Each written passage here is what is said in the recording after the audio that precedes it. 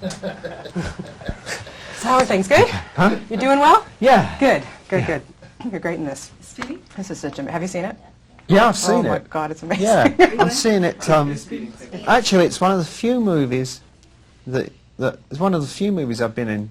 I saw it last week, and I'm going to see it Monday at the premiere. I'm actually excited to go see it again. I want to go see it again. You have to see it twice. You got to see it twice, but you know that's rare when you're in something to want to do it. I mean, some films I've made I've not even seen once. So there we are. I'll see Well, go this check one them out, twice. because I have to say, all your films are really good. So Oh, well, they're all right. Totally check them. Some of them. 99%. Yeah, some of them. First off, Gary, what are your earliest memories of Batman? Comic book. Just a comic book, I think. Were you a fan? I wasn't a fan of comic books. I wasn't like some kids collect Superman, and I can't say I was a fan of comic books, but I did read them. They were around. I mean, it's like, who doesn't know Batman? It's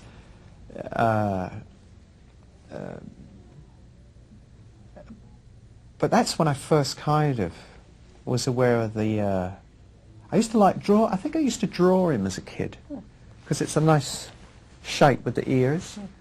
And then I saw the series in the 60s, and that was, you know, same back time, same back channel. We were all there. Before VCRs, so you had to stay in and watch it. And then I was reminded today, I had the Corgi car from the series.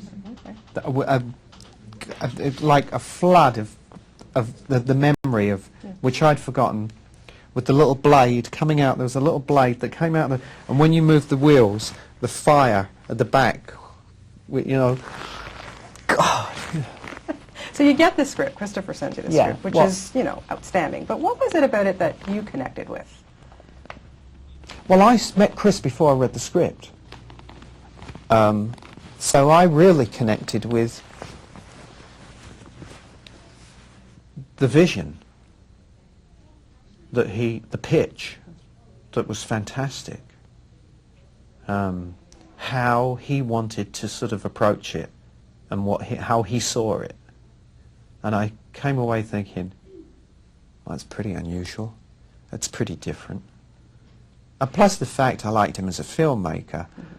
So you're going to figure action, big movie directed by this guy. It's going to be interesting. And it's cool that there's a backstory finally to Batman. Thank God, you know, it answers all those questions that we've all wanted to know. You know, where's that suit come from? How did he get that car? You know, and these are you don't have to make such a huge imaginative leap here. He's not asking you to go.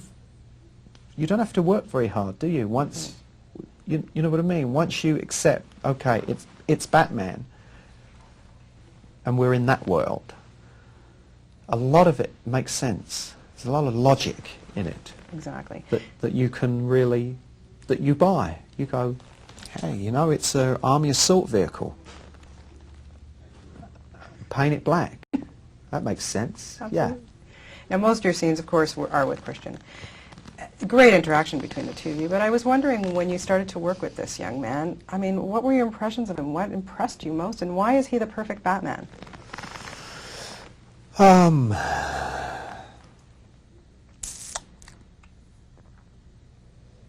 it's a hard one, because it's, I'm a fan. I like his work. I think that I'm impressed by his commitment to the work, physically. I mean, how he looks in Batman compared to how he looked in The Machinist. You know, that's great. That's dedication. It's dedication, you know what I mean? And that has, you know, you've got to tip your hat to that. He does look fabulous as Batman, doesn't he? You know. And what did you think when you saw him in that suit for the first time? Well, I only really ever saw him in the suit. He was off in a room. It was all tented off. It was all a secret. So I only met the first time I met Christian was when he was dressed as Batman. Wow. So it's pretty impressive. And even though you're in the movie and you're working on the movie, you get there and you go, where's the bat suit? Where's the bat suit? I want to look at the bat suit. How does he look? You know, is it good? Is it, you know? And not only the bat suit, but Gary, you get to drive that car. Well, I don't get to drive the car. It's just the magic of cinema, unfortunately. I've got to... Well, don't ruin it for all of us. No. No, see, just being around that car, come on. Oh, being around the car is... Even the little thing I was in, you know, with the men out of shot, wobbling it. And, you know, I mean, there's a camera through the thing, and there's Chris Nolan standing about 3 feet away from me. And he goes, now you're hitting all the cars on the street. Oh, okay. But it looks good. Yeah, you know, put some music on it, put some sound effects on it, bit of sweat on my forehead, you know, more sweat. Detective Gordon, nice guy, pretty good guy. A little bit of a change for you. How do you like playing a good guy? Well, I've played some good guys. Not for a little while, though. You know, yeah, Harry Potter. I know, but we'll get to Harry Potter in a second. But this guy's, was a bit of a challenge, being, you know, it's kind of a straight-laced detective, and did you find it a little bit challenging playing a guy like that? No, because it's more, that's more who I am. You're letting in the real Gary Oldman. You know, I didn't have to do very much. But did you enjoy it? You must have had a ton of fun working on this movie.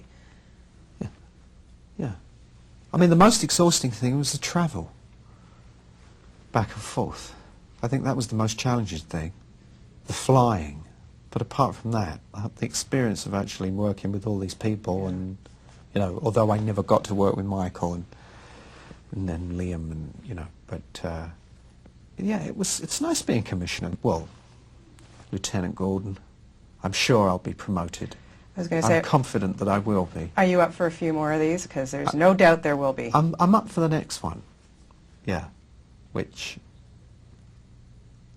I'm looking forward to. I hope Chris is going to do it. I'd love. I don't know if he's at the moment convinced he's going to, but I hope someone can talk him into it or throw a lot of money at him or something. You know, got to get him somehow, haven't you?